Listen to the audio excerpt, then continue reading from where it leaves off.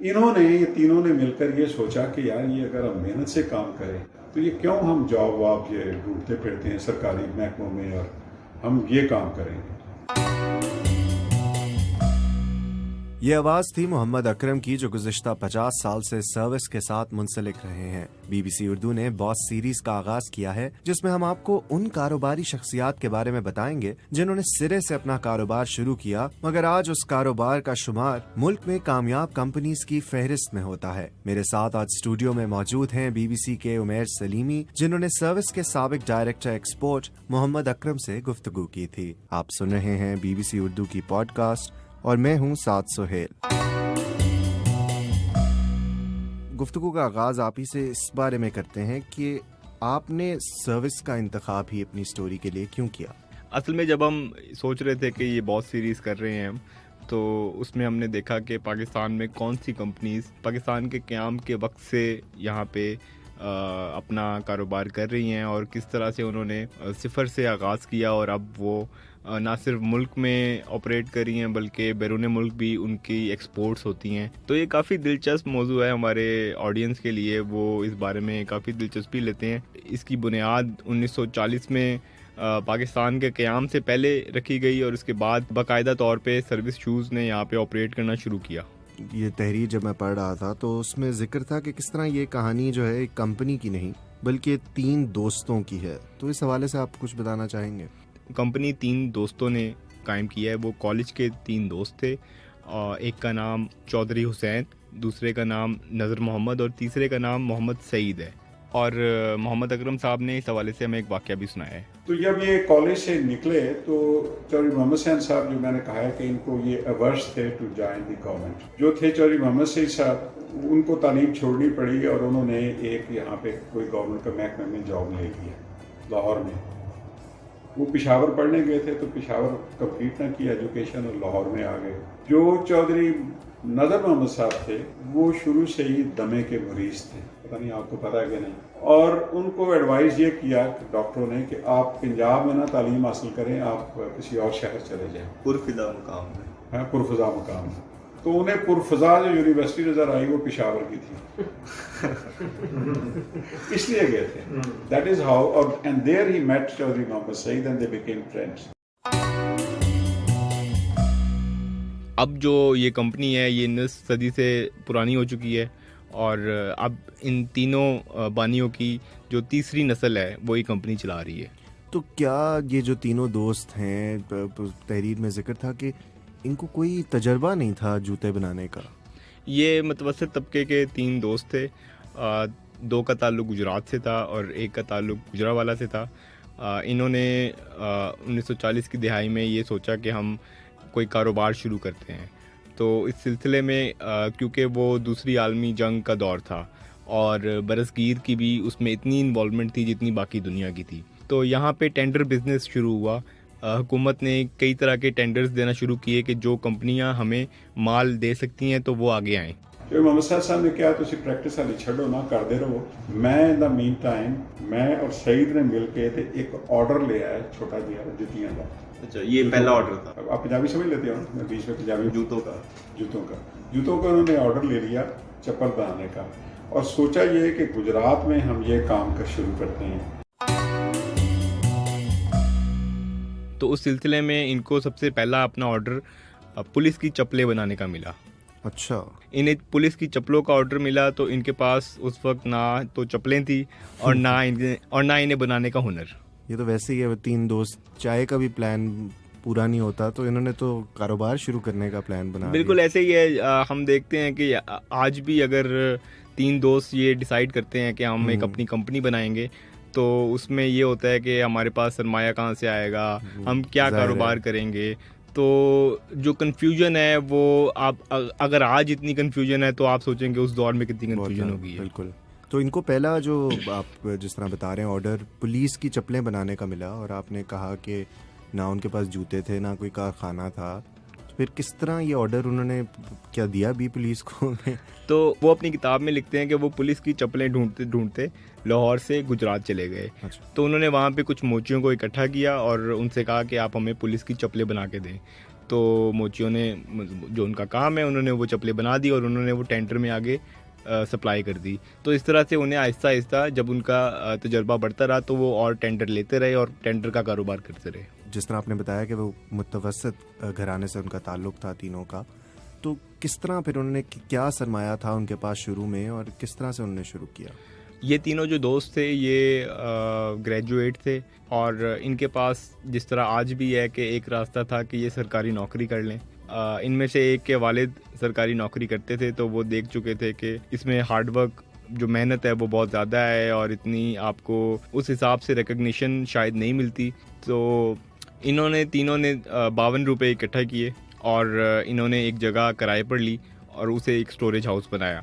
तो ये 52 रुपये से इनका कारोबारी सफ़र शुरू हुआ। तो नाम की अगर बात की जाए तो इनका नाम पहले शायद सर्विस नहीं था, ये दुरुस्त है? जी बिल्कुल, आपने ठीक कहा। 1940 की दिहाई में जब ये कंपनी बनी तो इसका नाम हुसैन एंड सन्स था। जैसे जैसे इन्हें ऑर्डर ज़्यादा मिलते रहे तो इन्होंने सर्विस नाम रखा, क्योंकि क़याम पाकिस्तान से कबल हिंदू मुस्लिम एक सवाल था और तनाज़ा भी बहुत था। अगर कोई हिंदू नाम का कारोबार है तो उससे शायद मुसलमान ही चीज़ें ख़रीदना पसंद करता था और उसी तरह अगर कोई मुसलमान कारोबार है तो हिंदू से ख़रीदना नहीं पसंद करेगा। इनके ज़्यादातर गाहक हिंदू थे तो इन्होंने सर्विस नाम रखा जो कि एक न्यूट्रल नाम था ताकि हिंदू भी उससे खरीद सकें और मुसलमान भी खरीद सकें। तो वही बात है कि नाम पे उन्होंने फिर काफ़ी सोचा और फिर ये भी देखा गया कि सर्विस जिस तरह से एक वो है नाम, उसमें स्पेलिंग चेंज किए गए। वो इसलिए किए गए क्योंकि उस वक्त कुछ असूल थे कि आप एक प्रॉपर नाउन जो है, एक प्रॉपर कोई नाम है, उसको आप अपनी कंपनी का नाम नहीं बना सकते। तो इन्होंने SERBIS रखा अपना नाम। उमर, जब मैंने तहरीर का उन्वान पे नज़र डाली तो खुद ही से एक ये तजस्सुस पैदा हुआ कि मैंने ये पढ़नी है, क्योंकि जो उन्वान है इस तहरीर का वही था कि जब 3 दोस्तों को फ़ौजी बूट बनाने का ऑर्डर मिला। अब बहुत कम लोग जानते हैं कि उनको फ़ौजी बूटों का ऑर्डर मिला और जिस तरह आपने अभी पहले भी जिक्र किया कि पुलिस ने भी अपनी चप्पलों का ऑर्डर इनको दिया। तो ये किस तरह से ये सारा कुछ हुआ? इन्होंने पहले पुलिस के लिए चप्पलें बनाई, उसके बाद इन्होंने पुलिस के लिए बूट बनाए। तो इन्हें थोड़ा सा तजर्बा जुफ्तसाजी में हो गया था। उसके बाद ये हुआ कि जब क़याम पाकिस्तान के बाद इन्होंने एक्सपेंड करना चाहा तो इन्होंने दूसरे मौक़ों की तरफ देखना शुरू किया। उस वक्त फ़ौजी जूते या फ़ौजी बूट वो बाटा बनाता था। तो चौधरी मोहम्मद हुसैन साहब अपनी किताब में लिखते हैं कि एक ब्रिगेडियर साहब बाटा की फैक्ट्री में फ़ौजी जूतों का मुआयना कर रहे थे। तो उन्होंने देखा कि इसमें कुछ नुक्स हैं। उन्होंने फैक्ट्री के मैनेजर से कहा कि इसमें नुक्स हैं, इसका कुछ करो। तो उन्होंने आगे से कहा कि ये बेहतरीन हमने क्वालिटी में बनाए हैं और क्योंकि ये हम ही बनाते हैं तो आपको ये हमसे ही लेने पड़ेंगे। तो वो लिखते हैं कि इसके बाद ब्रिगेडियर साहब खामोश रहे। अच्छा, खामोश हो गए थे। उसके बाद वो खामोश रहे और सर्विस वालों के पास एक हुकूमती ओहदेदार गया। उन्होंने उसको मशवरा दिया कि आप भी फ़ौजी जूते बनाना शुरू करें, फ़ौजी बूट बनाना शुरू करें। तो वहाँ से उनको फिर फ़ौजी बूटों के भी टेंडर उस तरह से मिलने शुरू। तो पहली दफ़ा ये हुआ कि उन्होंने एक आजमाइशी ऑर्डर बनाया। उनके पास कोई मशीनरी नहीं थी तो उन्होंने इंग्लैंड से वो इम्पोर्ट की और उसके बाद उन्होंने वो हुनर लोगों को सिखाया और फ़ौजी बूट में वो आ गए। तो ये कहा जा सकता है कि अब तक तो सिर्फ वो फ़ौजी बूट या पुलिस को और हुकूमती महकमों को वो दे रहे थे, तो वसी तौर पर ये ऑर्डर्स कब जूतों की ये फैसला किया कि हम बाकी लोगों के लिए भी बनाएंगे? 50 की दिहाई में उनको ये ख्याल आया कि जिस तरह बाटा की अपनी दुकानें हैं और वो आम लोगों के लिए भी जूते बनाते हैं, तो इस तरह उन्होंने सोचा कि हम भी आम लोगों के लिए जूते बनाएंगे। उसमें ये था कि कैनवस शूज़ जो हैं वो आम लोग जो पहनते थे, तो उन्होंने उस कारोबार में भी जाना चाहा। उन्होंने इस हवाले से मशीनरी ली, जापान से कुछ मशीनरी इंपोर्ट की, कुछ मशीनरी इंग्लैंड से इंपोर्ट की। तो इस तरह आहिस्ता आहिस्ता उन्होंने इस कारोबार में भी आए। इनसे शुरू में काफ़ी गलतियां भी हुई, लेकिन क्योंकि वो साथ साथ फ़ौजी बूट बना रहे थे, हुकूमती टेंडर आ रहे थे, तो वहाँ से कुछ हद तक अदाला होता रहा। उमेर, आपने जो साबिक डायरेक्टर एक्सपोर्ट्स हैं सर्विस इंडस्ट्रीज लिमिटेड के मोहम्मद अकरम, उनसे बात की, तो उनका क्या ताल्लुक़ रहा है, क्या रिश्ता रहा है सर्विस इंडस्ट्रीज़ के साथ और वो कब से वाबस्ता हैं? आप इस चीज़ को खुद अंदाज़ा लगाएं कि एक बंदा 50 साल से ज़्यादा एक कंपनी के साथ रहा हो, तो वो कंपनी के इनसाइड और आउटसाइड हर तरह से वो कंपनी को जानता है। तो उनके साथ भी कुछ ऐसा ही हुआ। वो 60 की दिहाई में उन्होंने सर्विस को ज्वाइन किया और उसमें उनको जो पहला टास्क दिया गया वो ये था कि आप एक्सपोर्ट का डिपार्टमेंट देखें।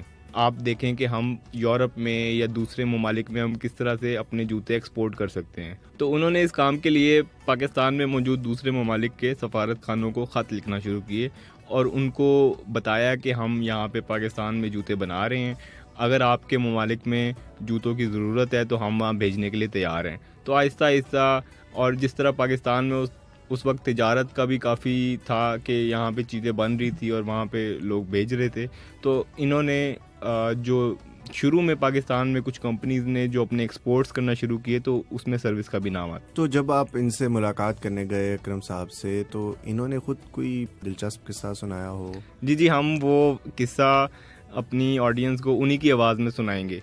उनका कोई एक ऑर्डर था जो बन रहा था, वो कैनवस शूज़ हम बनाते थे, जिसे फ्लीट आमतौर पर लोग कहते हैं। तो वो कैनवस शू बना रहे थे और एज इट हैपन्स कि हमारे यहाँ किसी न किसी वजह से कोई डिले हो जाती थी, कारोबार में ऐसा होता है। तो वो उसे ये ऑर्डर दिया और साथ ये कहा कि ये आप लेट नहीं करना, क्योंकि वो स्विस कैनाल थी वो बंद थी, 1967 की वार हुई, तो बड़े वो थे इस पर माइंडफुल कि आप माल जो है बर वक्त भेजें।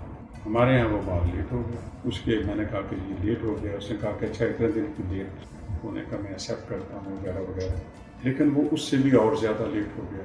तो चौधरी साहब ने मुझे एक दिन कहा कि यार ये उसका माल लेट हो गया तो फिर बना क्या? तुमने उसे क्या जवाब दिया कि वो उसे एलसी भी एक्सटेंड कर दिया, सब कुछ कर दिया? मैंने कहा जी मैंने उसको एक रीज़न लिख दिया था। क्या रीज़न था? तो मैं किसी काम के लिए गया तो मुझे वो कहने लगे कि वो मुझे याद आया होगा कि बने ऐसी ड्रेस होता। मैंने उनको समझा दिया कि मैंने कहने लगे नहीं पर तू की लिखे ऐसे हो। मैं कह जी मैं ऐसा एक्सक्यूज था सीधा जवाब नहीं दे सकता। मैं उन्होंने तस्वीरें ला के ट्रक दियाँ भेज दी कि ट्रक उल्टे सखर के कोल तो सामान जो काटन जो है गिरे हुए हैं। तो कहते कि आपने झूठ बोला था। मैंने कहा तो वो दोनों जी मेरे पीछे हालांकि एक्चुअली मोहम्मद सी साहब एक्सपोर्ट को देखते थे, वो खामोश हो गए, कहने लगे जी ऐसे नहीं कुछ किया है। तो मुझे कहने लगे कि सही तेन समझा दे, जितना मर्जी नुकसान हो जाए झूठ नहीं बोलना। अच्छा उमेर, मोहम्मद अकरम साहब की तो आवाज़ हमारे सामीन भी सुनते रहे, लेकिन पीछे से एक और आवाज़ जो थी वो मेरे गालिबन आरिफ सईद साहब की थी। तो उस वक्त जब आप इंटरव्यू करने गए तो उस वक्त कमरे में सिर्फ अकरम साहब के अलावा और कौन कौन मौजूद था? उस वक्त ऐसा था कि जो कंपनी जो सर्विस के बानी हैं मोहम्मद सईद साहब, उनके पोते आरिफ सईद साहब वहाँ पे मौजूद थे और मोहम्मद अकरम की काफ़ी सारी बातें आरिफ सईद साहब के लिए भी नहीं थी, उन्हें भी उन चीज़ों के बारे में इल्म नहीं था। ये तो ऐसे ही वो किस्सा जिस तरह सुनाते हैं बुजुर्ग बैठ के कि वो उनके लिए भी ऐसी पुरानी बातें थी जो शायद उन्होंने वाकई ना सुनी, मतलब उनके भी पैदा होने से पहले की कुछ बातें थी, तो उनके लिए भी वो ऑब्वियसली इंटरेस्टिंग थी।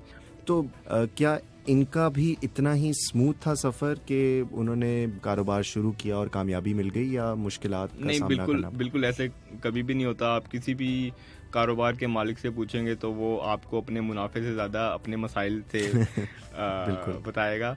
तो उन्होंने भी इसी तरह बताया कि कंपनी के शुरू में उन्होंने कहा कि हम ऑक्सफोर्ड शूज़ पे फोकस रखते हैं जो कि रस्मी जूते होते हैं। तो ऐसा नहीं हुआ, पाकिस्तानी अवाम जो थी वो फॉर्मल शूज़ नहीं, वो कैनवस शूज़ में ज़्यादा दिलचस्पी लेते थे, तो उन्होंने उसमें ज़्यादा ख़रीदा, वो जूते ज़्यादा ख़रीदे और ऑक्सफोर्ड शूज़ इतने नहीं ख़रीदे। जब उन्होंने इंग्लैंड में मशीनरी ली तो उन्होंने फर्में भी वहाँ पे ख़रीद लिए जो कि इंग्लैंड के लोगों के लिए बनाए हुए थे। जब उन्होंने यहाँ पे वो फर्में इस्तेमाल करना चाहे तो पाकिस्तानी नस्ल के लोगों के जो जूते का साइज़ है वो उससे मुताबिकत नहीं रखता, तो उनको वहाँ पे भी काफ़ी नुकसान हुआ। उनको नहीं पता था ये बात? उनको नहीं पता था। मगर क्या उनको काम की जगह पे फैक्ट्री में कभी कोई मसाइल का सामना करना पड़ा हो, कोई ऐसे मसाइल हुकूमत की जानिब से या कहीं से उनको फेस करने पड़े हों? एक बड़ा वाक़या जो सर्विस की तारीख में हुआ वो 1980 की दहाई में उनकी लाहौर फैक्ट्री में हंगामा आई थी। अच्छा। जिसके नतीजे में उनको वो फैक्ट्री बंद करना पड़ी और वो जो प्रोडक्शन है वो गुजरात लेके जाना पड़ी। वो उस वाक़े के बारे में चौधरी मोहम्मद हुसैन साहब कहते हैं कि ये मेरी ज़िंदगी का तल्ख़ तरीन हकीकतों में से एक है। और उसमें ये हुआ था कि जब सुबह वो अपने दफ्तर गए तो उन्होंने देखा कि वहाँ पे तोड़ फोड़ हो रही है, गाड़ियों के और इमारत के शीशे तोड़े जा रहे हैं। तो वो कहते हैं कि इसमें हमारे कारीगर मुलविस नहीं थे, ये बाहर से तकरीब कार बुलाए हुए थे। लेकिन हम यहाँ पे अपनी ऑडियंस को ये भी बताते चलें कि उस वक्त लेबर यूनियन और सर्विस के दरमियान कुछ तल्खियाँ चल रही थी। तो बाज़ लोग ये भी कहते हैं कि शायद कुछ तल्खियाँ बढ़ गई तो उस वजह से ये हंगामा राही पेश आई। शुरू में ऐसा हुआ, लेकिन एक ऐसा टाइम भी आया जिसमें बाटा ने अपनी दुकानें वहां खोली जहां हम खोल रहे थे। अच्छा, सर्विस का जब भी जिक्र होता है, क्योंकि आप मार्केटों में भी जाएं तो जहां सर्विस की दुकान नज़र आती है उसके साथ ही बाटा की दुकान भी नज़र आती है, तो लोगों के लिए सर्विस और बाटा जो है वो साथ साथ ही एक नाम जुड़ा होता है। तो इस हवाले से आपने उनसे कोई पूछा कि मुकाबला है बड़ा सख्त किस्म का? जी बिल्कुल, जिस तरह कंपनीज़ में राइवलरी रहती है, दो कंपनियां जो अपने टॉप पे होती हैं उनके दरमियान मुकाबला होता है, तो इसी तरह सर्विस और बाटा के दरमियान भी मुकाबला रहा है। शुरू में सर्विस वहाँ पे अपनी दुकान खोलता था जहाँ पे बाटा की दुकान होती थी, क्योंकि बाटा एक मल्टीनेशनल कंपनी है और सर्विस पाकिस्तानी कंपनी है, तो वो कोशिश करते थे कि हम किसी तरीके से इनका कस्टमर भी अपनी दुकान में दाखिल करवा दें। लेकिन बाद में मोहम्मद अकरम साहब ने हमें बताया कि बाद में कुछ ऐसा भी हुआ कि जहाँ पे सर्विस की दुकान बनी वहाँ पे बाटा वालों ने भी अपनी दुकान बनाई, तो इनकी आपस में राइवलरी चलती रहती है। तो हम एक तस्वीर भी आपको दिखाएंगे, उसमें बाटा की दुकान के बाहर इश्तिहार लगा हुआ है, नो मास्क नो सर्विस। जी, मेरी नज़र से भी गुजरी तो है। वो एक इंटरेस्टिंग चीज़ है। इस तरह की छोटी मोटी नोक झोंक होती रहती है जो आवाम में भी दिलचस्पी क्रिएट करती रहती है इन दोनों कंपनीज के बारे में। बहुत शुक्रिया उमैर हमें इस पॉडकास्ट में ज्वाइन करने के लिए। अगर आप सर्विस शूज़ के मुतालिक उमैर सलीमी की इस तहरीर को पढ़ना चाहते हैं तो आप विजिट कर सकते हैं bbcurdu.com।